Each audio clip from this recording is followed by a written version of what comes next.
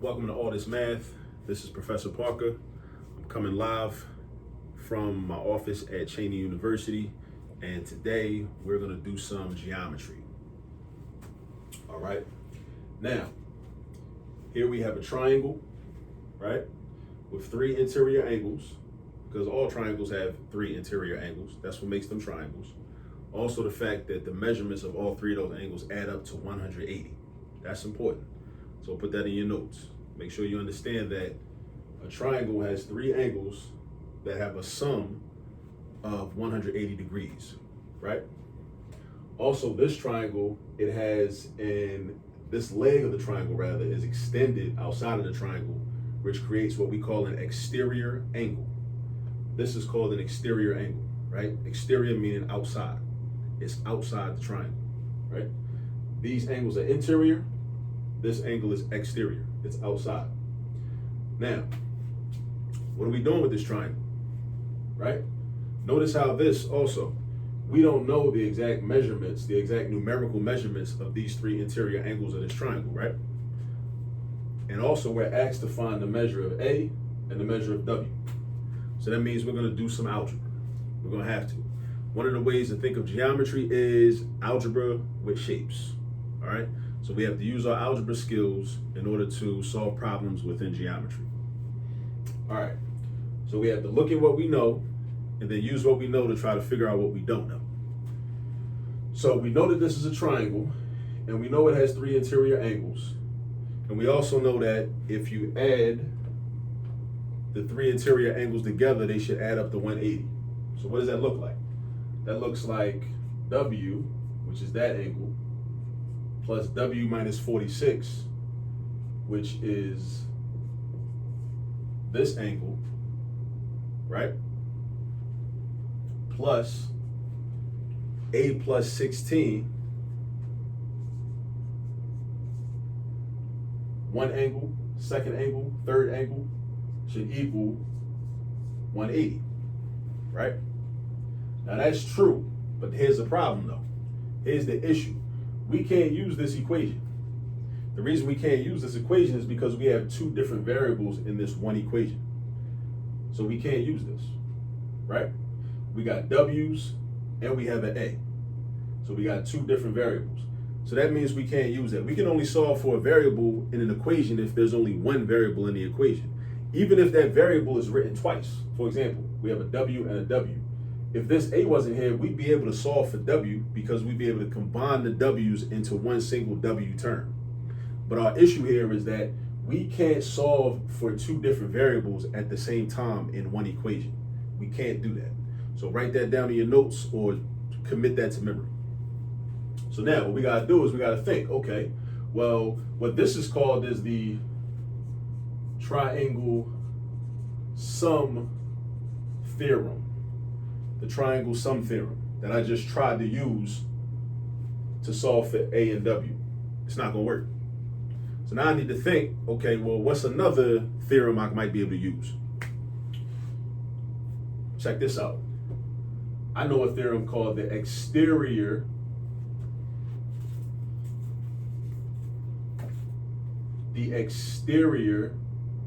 angle theorem. Now, what does the exterior angle theorem say? The exterior angle theorem says this.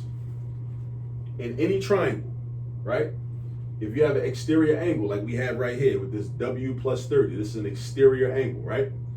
It's outside the triangle. The measure of this angle is equal to the sum of the two angles inside the triangle that are furthest away from it. Repeat what I just said.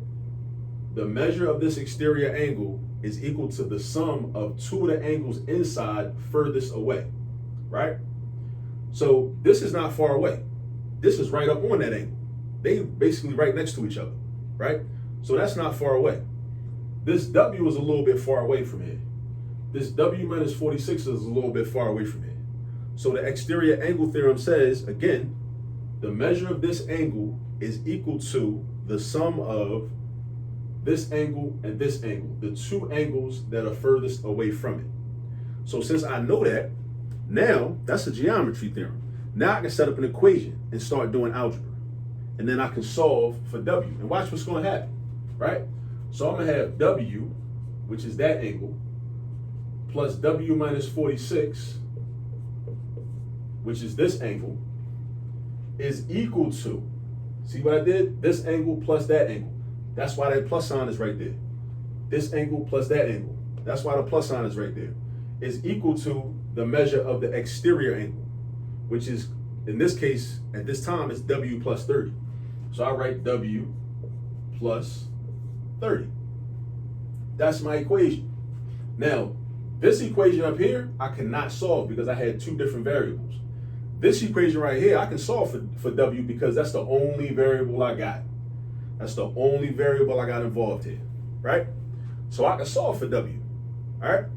So now, there are many ways now we're doing algebra, right? We put the geometry to the side for a moment, and now we're just strictly focused on algebra right now, right? So there are many ways I can approach this from this point on. There's a lot of different things I can do, right? And that's one of the things I want you to understand is that there is not one way to solve an equation. There are many different options, many different ways you can do it. And as long as it's mathematically correct and it's sound, it's fine.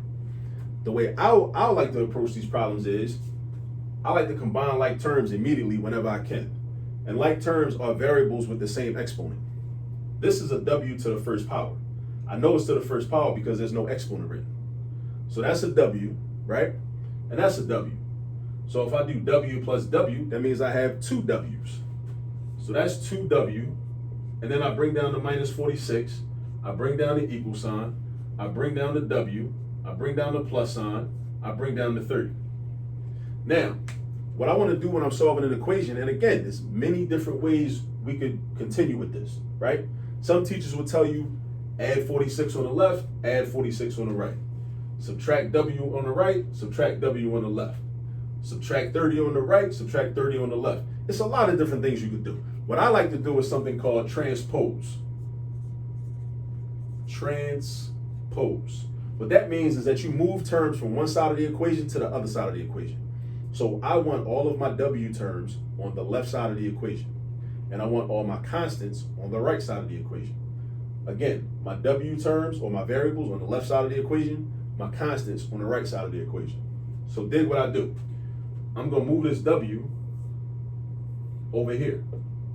And I'm going to move this negative 46 over here. But there's one caveat, or one thing you got to keep in mind. Whenever you transpose, you have to change the sign of that term or that number. So watch this. This 2W was already over here. So I'm just going to rewrite it. I moved the W over here. It was positive on the right. Now it becomes negative on the left. It was positive on the right. Now it's negative on the left. It was positive on the right. Now it's negative on the left. This negative 46, I slide that over to the right-hand side. It was negative on the left. Now it's going to be positive on the right. Now it's going to be positive 46. Now you might be wondering, well, you drew the arrow like this and it's after the 30. So why are you putting the 46 first? Because it don't matter. As long as it's on the right side of the equal sign and you have a positive 46 and a positive 30, it's cool. Now, if you wanted to, you could write 30 plus 46, but then ask yourself, is 46 plus 30 any different from 30 plus 46? It's not. That's something called a commutative law of addition. And we can talk about that in another video at another time.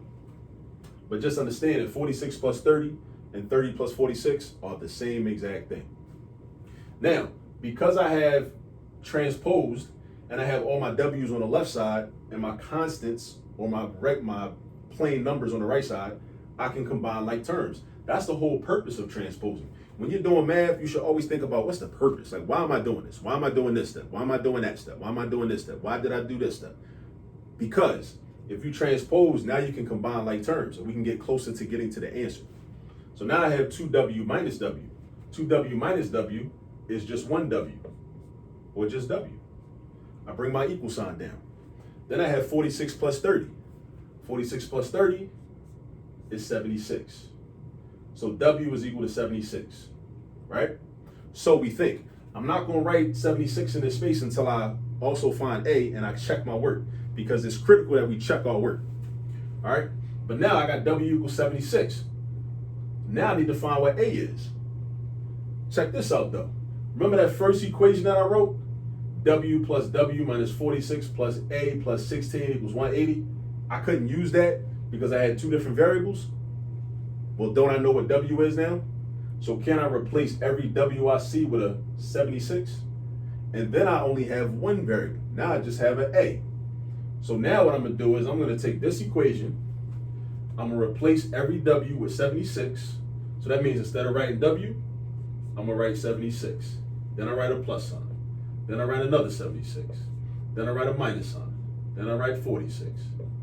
Then I write a plus sign. Then I write this A. Then I write plus sign. Then I write 16. Then I write the equal sign. Then I write 180. And now I have an equation where I'm trying to solve for A. So the first step I need to do is I need to combine all these constants, 76 and 76 and negative 46 and positive 16. So I'm gonna just add them up.